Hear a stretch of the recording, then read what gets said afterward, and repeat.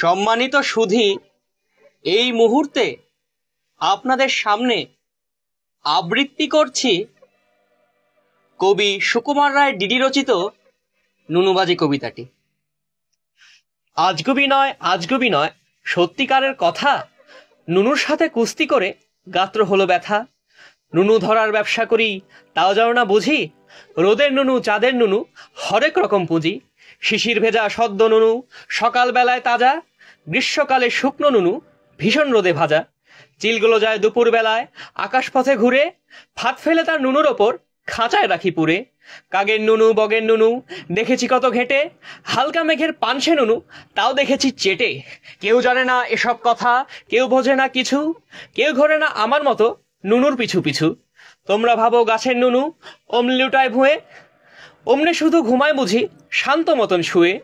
আসল ব্যাপার জানবে যদি আমার কথা শোনো, বলছি যা তা সত্যি কথা, সন্দেহ নাই কোনো।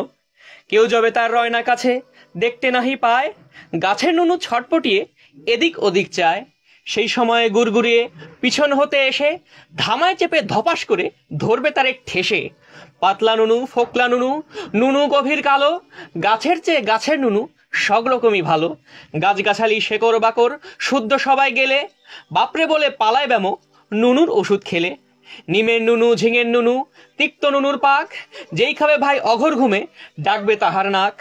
চাঁদের আলোয় পেঁপের নুনু ধরতে যদি পারো, শুকলে পরে সর্দি কাশি থাকবে না আর কারো।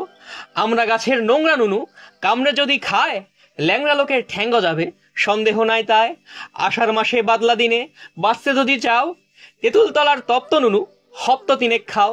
মৌয়া গাছের মিষ্টি নুনু ব্লটিং দিয়ে শুষে, ধুয়ে মুছে সাবধানেতে রাখছি ঘরে পুষে। পাক্কা নতুন টাটকা ওষুধ এক্কেবারে দেশি, দাম করেছি সস্তা বড় 14 আনা শিশি।